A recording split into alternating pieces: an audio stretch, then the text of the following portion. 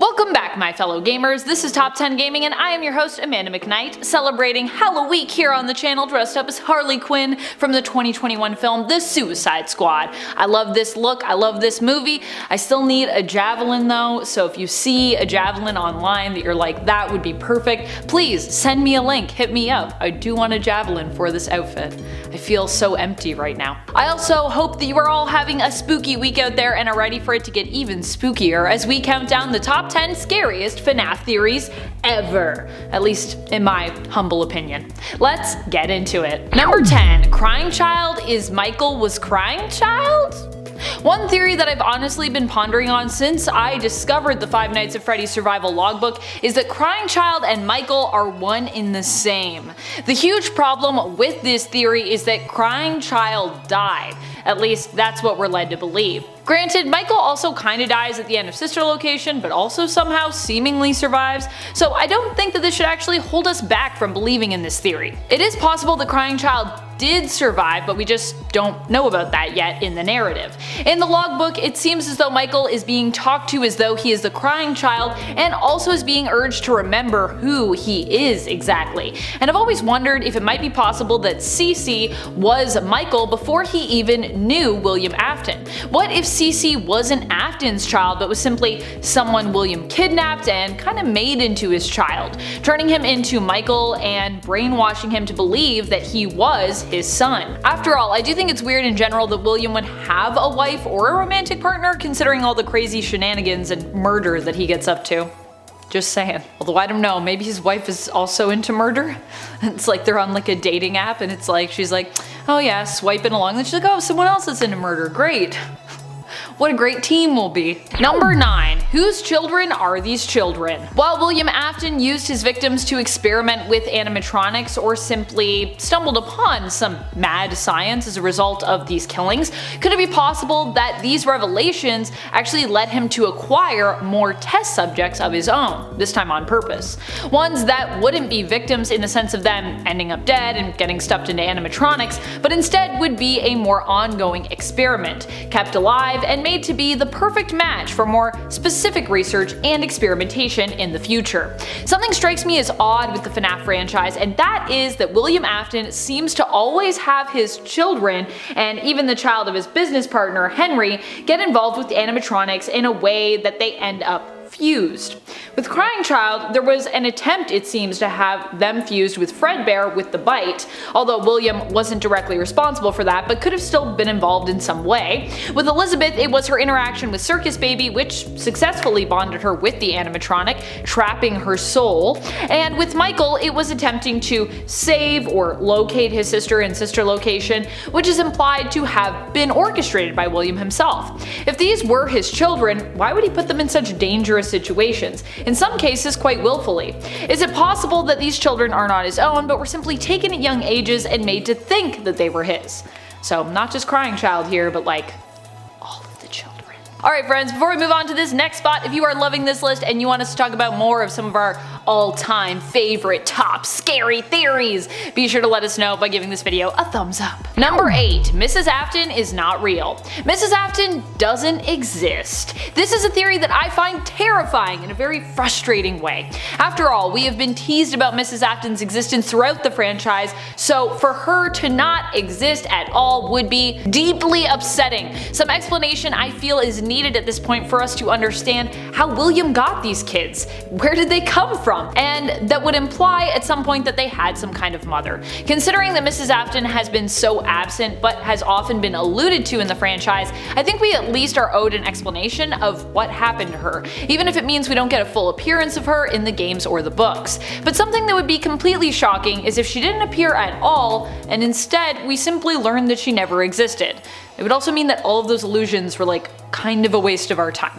Although I don't know if her not existing would be quite as upsetting as my next point. Number 7. Mrs. Afton is Ballora. Seriously, this is more terrifying to me than the previous theory of her simply not existing, even though we've been led to believe for what feels like forever that Michael, Elizabeth, and even Crying Child have a mother, and that their mother is Mrs. Afton, William's wife or love interest. However, people have also theorized that Ballora is meant to resemble Mrs. Afton and perhaps perhaps was created by William to fill the void in his life after Mrs. Afton died or left him.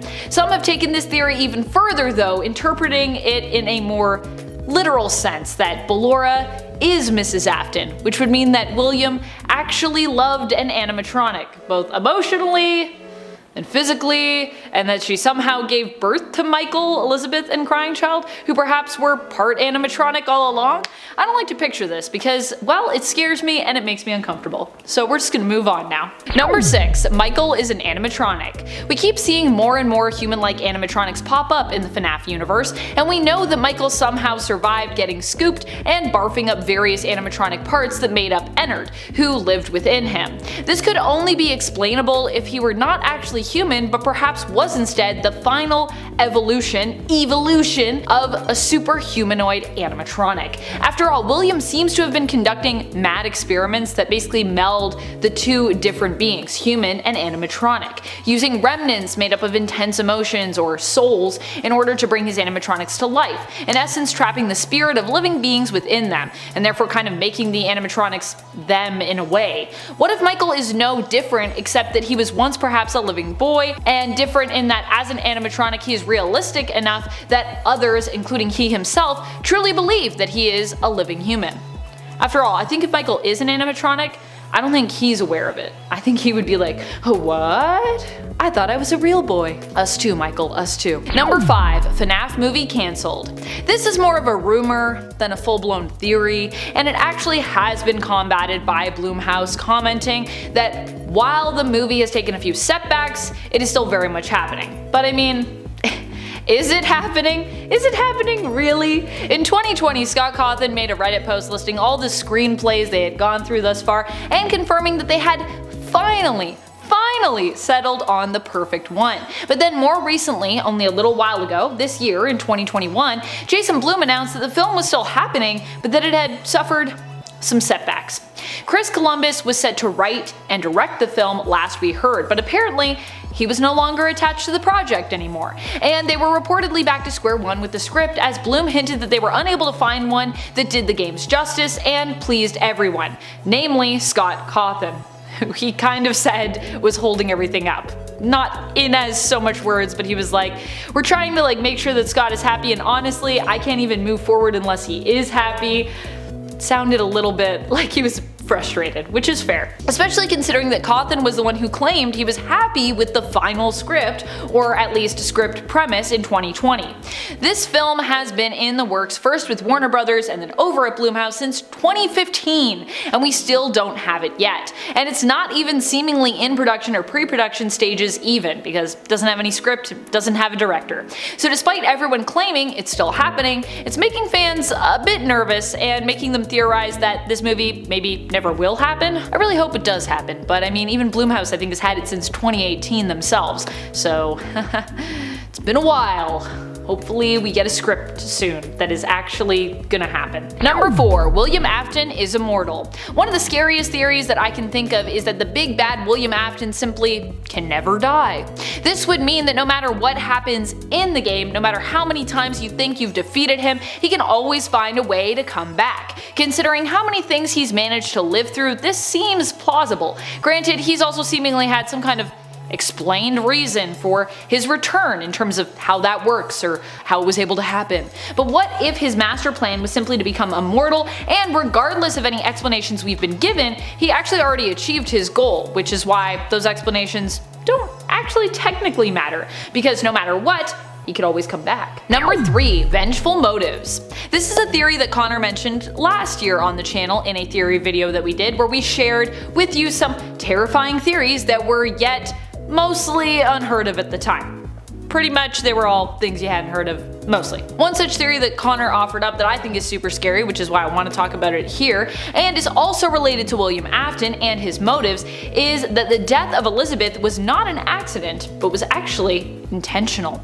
Connor suggested that William wanted to kill Elizabeth because he blamed her for the death of her mother and his wife, Mrs. Afton. After all, something we don't yet know is the ages of these kids, and in fact we don't even know for sure that they have the same mother. None of this stuff has been specifically pinpointed, and I mean, we don't really even know if they have a mother at all. to be fair. It is therefore possible, based on the scant and non-conclusive info that we have thus far and the gaps in between that info, that Elizabeth could be the youngest child and that Mrs. Afton actually died giving birth to her after Crying Child and Michael were born, or after one of them was born if they are the same person.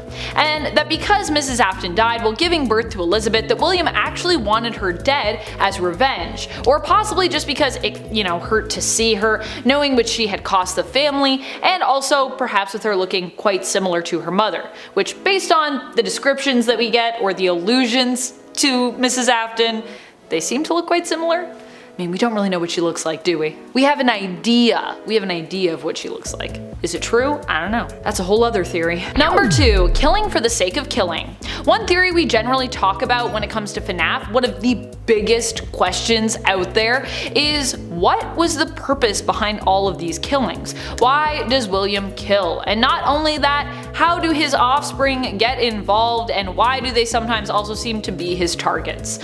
When it comes to this franchise, one of the biggest question marks remaining is why?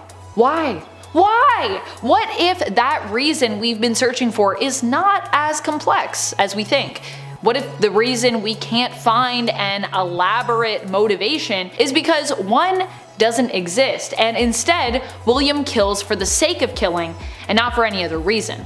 Honestly, I think there being no explanation, or a simple explanation like this, is one of the most frightening theories for the whole franchise that we have out there thus far. I mean, the fact that we could never get a motivation, and the motivation is just like, he just likes to kill. It's just so lackluster, it just terrifies me. I hope there's more of a motivation, but also, what is it? Number 1, plot on the fly. One of the scariest theories around for all of us FNAF fans is that the plot to Five Nights at Freddy's wasn't quite as carefully crafted as we've been led to believe. Instead, this plot was ramshackled together, which is why it's, well, kinda clunky at parts and doesn't make a ton of sense. The questions weren't intentionally created to make us theorize, but rather the questions were unintentionally created out of perhaps poor planning on Scott's part when it comes to this story.